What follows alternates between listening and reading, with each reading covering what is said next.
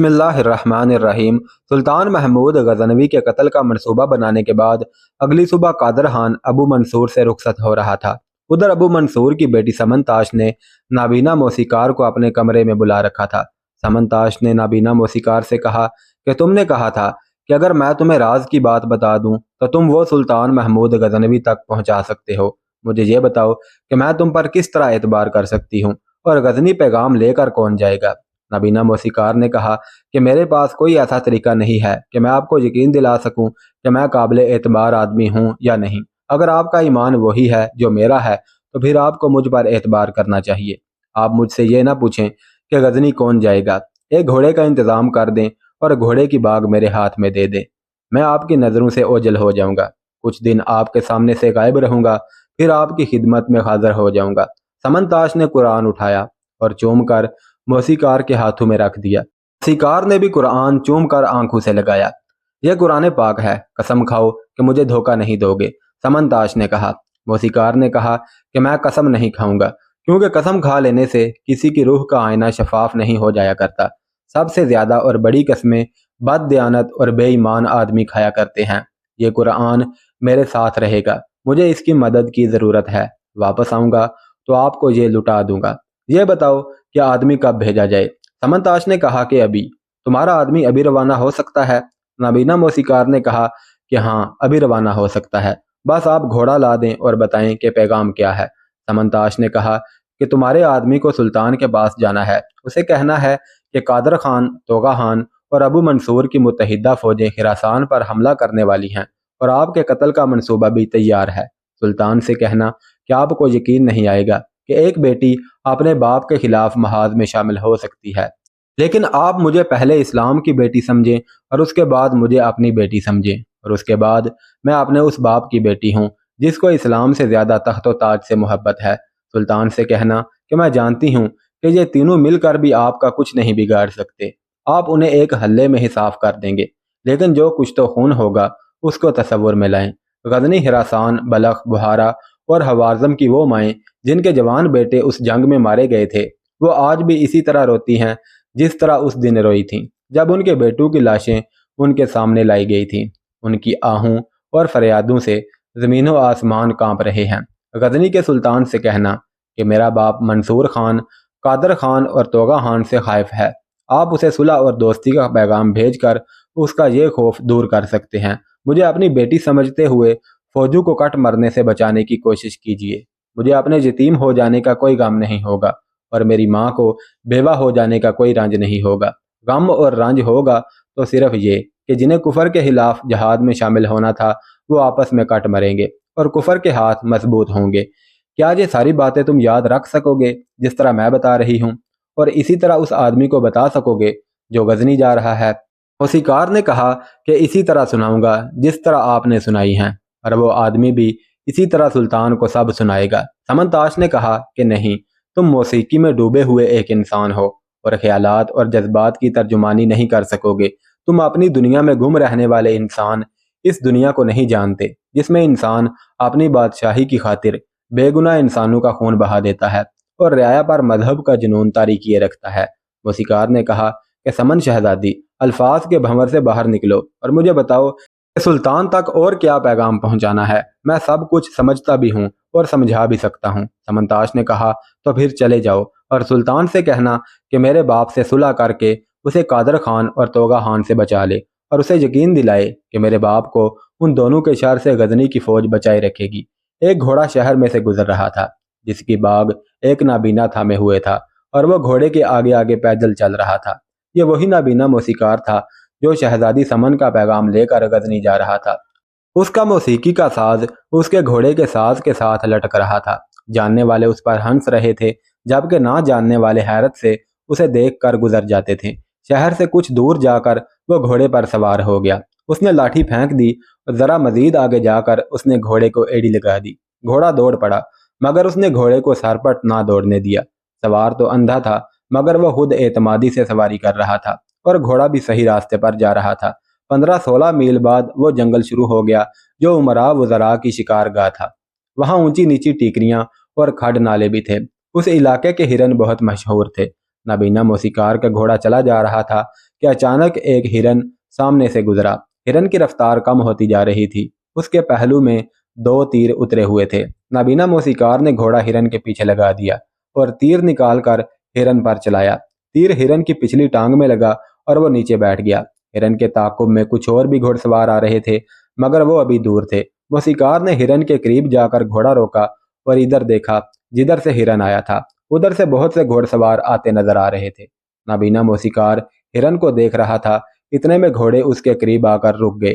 تب اس نے سواروں کو دیکھا اور بولا کہ میں نے آپ کا ہرن گرا دیا ہے۔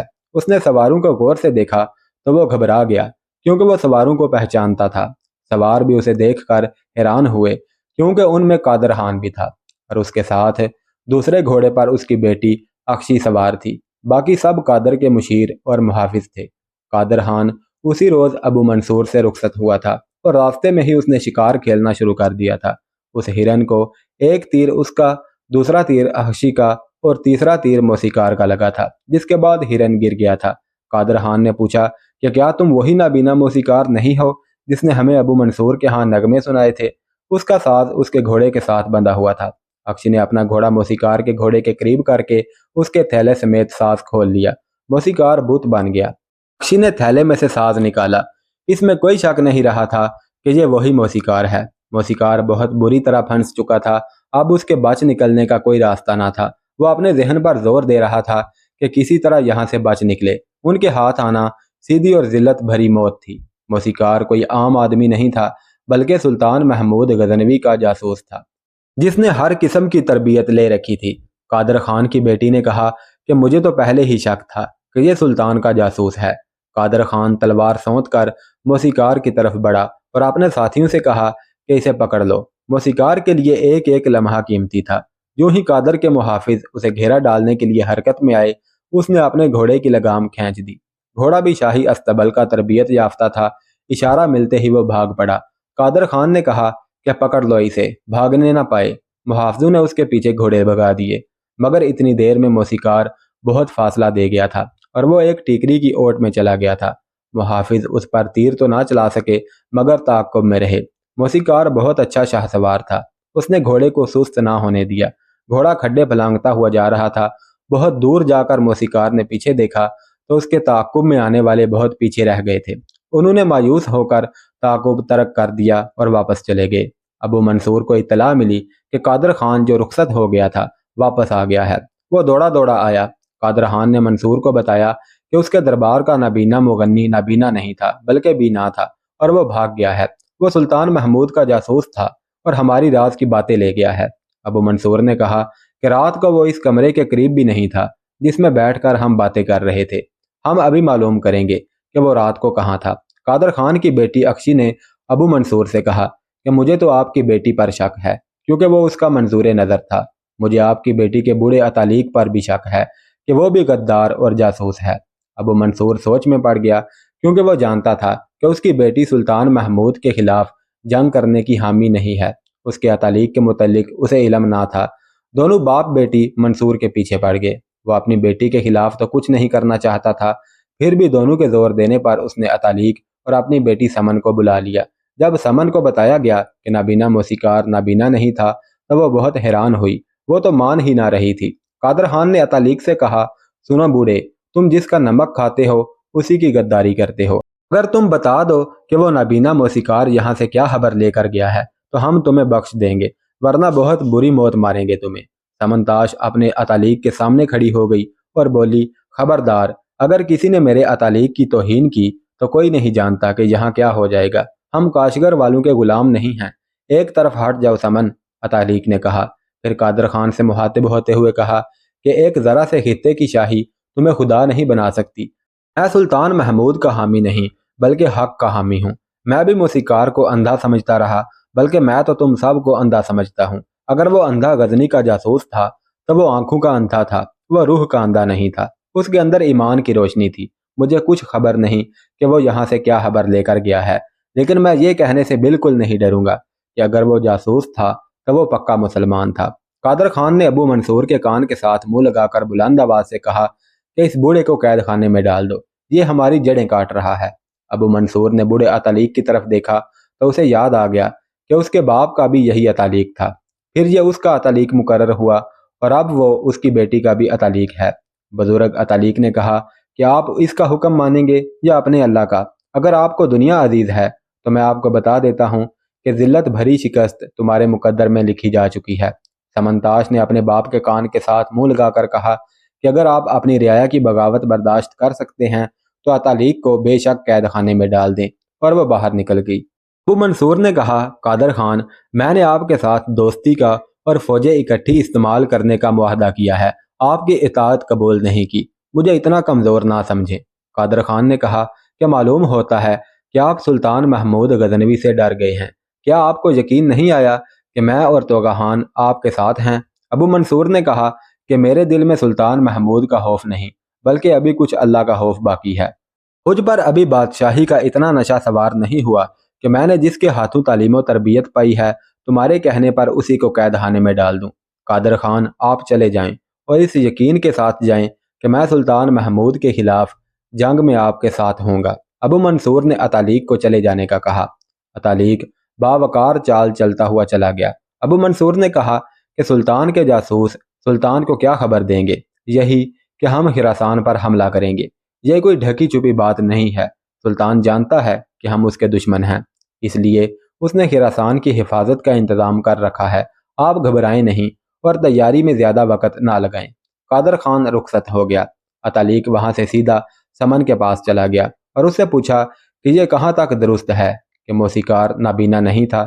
سمنتاش نے بتایا کہ وہ اسے نابینا ہی سمجھتی رہی، سلطان کو اسی نے پیغام بھجوایا ہے، لیکن موسیقار نے تو کہا تھا کہ وہ کسی اور کو بھیجے گا۔ اتالیق نے کہا کہ آنے والی تباہی کو اللہ ہی روک سکتا ہے۔ سمنتاش نے کہا کہ میں نے یہی پیغام بھجوایا ہے کہ تباہی کو روکیں، اگر ضرورت پڑی تو میں خود غزنی چلی جاؤں گی، خواہ مجھے کیسی ہی سزا بھگتنی پڑے۔ اتالیق نے جو تعلیم سمن کو دی تھی وہ رنگ دکھا رہی تھی۔ سمن بالکل بے خوف ہوتی جا رہی تھی۔ وہ نابینا جوان آدمی جو ابو منصور کے محل میں جھکا جھکا اداس سا نابینا موسیقار بنا ہوا تھا، وہ خراسان کے پہاڑوں، چٹانوں اور ویرانوں کو چیرتا ہوا بڑھتا چلا جا رہا تھا۔ اس کی گردن تنی ہوئی اور سینہ پھولا ہوا تھا۔ گھوڑے کو آرام دینے کے لیے وہ اس کی رفتار کم کر دیتا اور بڑی پرسوز آواز میں گانے لگ جاتا۔ گھوڑا ایسے چلا جا رہا تھا جیسے اس کی آواز سے مسحور ہو۔ اسے اب پکڑے جانے کا ڈر نہیں رہا تھا، کیونکہ وہ غزنی کی حدود میں داخل ہو چکا تھا، مگر غزنی شہر ابھی دور تھا۔ اس نے چوکیوں پر 2 گھوڑے بدلے مگر خود آرام نہ کیا۔ اسے وقت کا بھی احساس نہ تھا، دن رات بس وہ چلتا گیا۔ اسے معلوم نہ ہوا کہ کون سے دن کا سورج غروب ہونے لگا تھا کہ اسے غزنی کی مسجدوں کے مینار نظر آنے لگے، اور وہ جب اپنے سالار کے پاس پہنچا تو رات تاریک ہو چکی تھی۔ اس نے سالار کو بتایا کہ وہ کیا خبر لایا ہے۔ سلطان نے حکم دے رکھا تھا کہ اس کا کوئی جاسوس باہر سے کسی بھی وقت آئے اسے لازمی اطلاع دی جائے۔ سلطان کو اطلاع دے کر جگا لیا گیا۔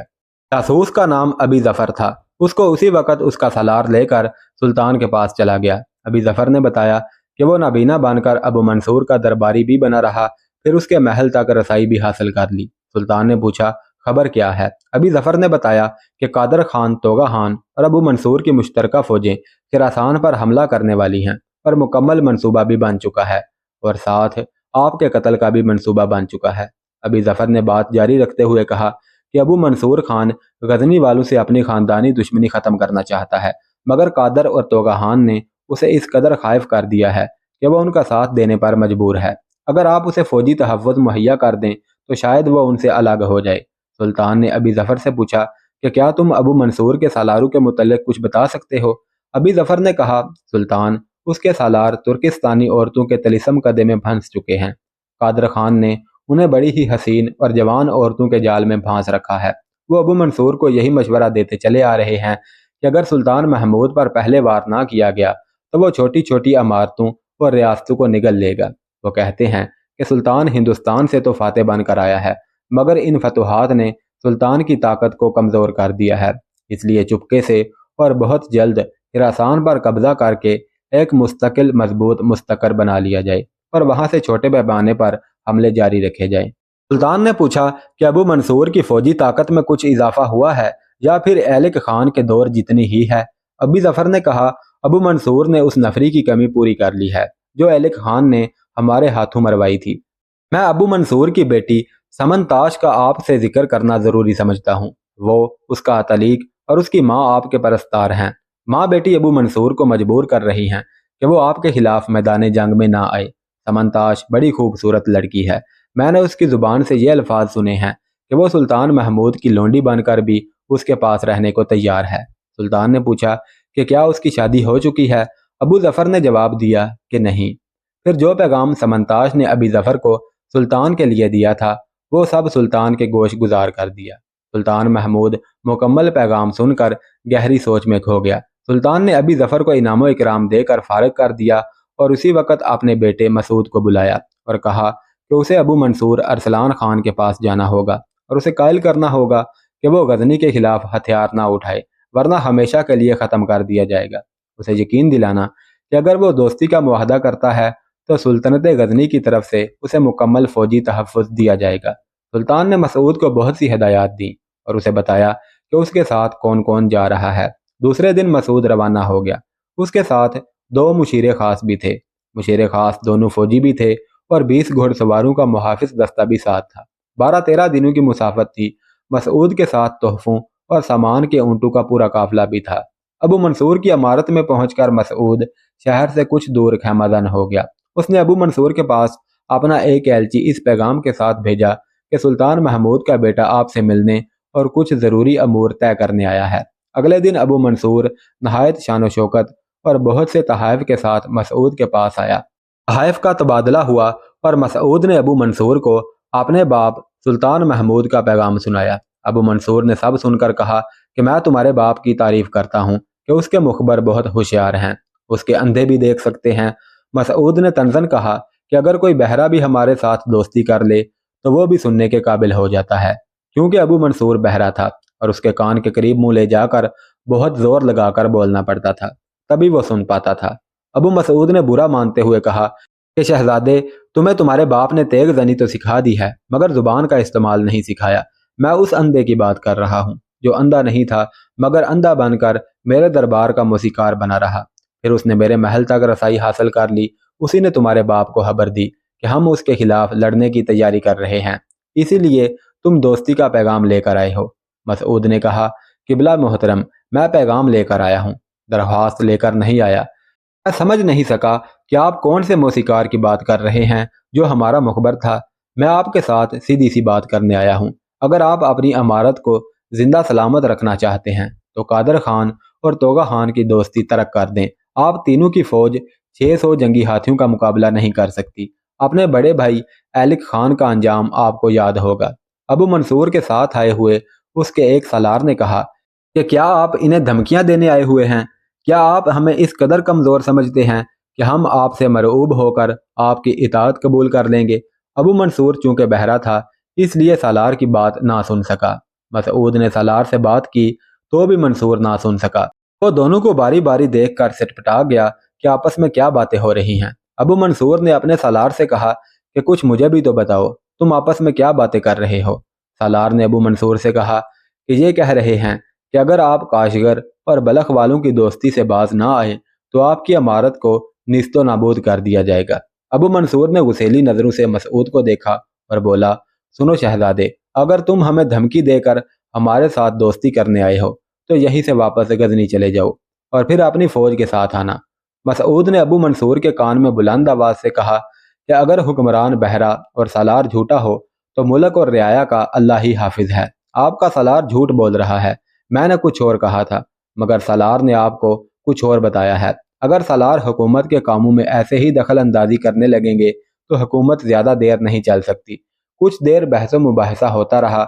मसूद ने अबू मंसूर को इस हद तक कायल कर लिया कि उसने कहा कि आप चंद दिन यहाँ रहें, हम आपको सोच कर जवाब देंगे। इतने दिन आप शिकार खेल सकते हैं। आपके आराम का, खाने पीने और दिल लगी का पूरा सामान मुहैया किया जाएगा। मंसूर चला गया। थोड़ी देर तक महल से बावर्ची और दीगर मुंतजमीन आ गए। उन्होंने अपना अपना काम संभाल लिया।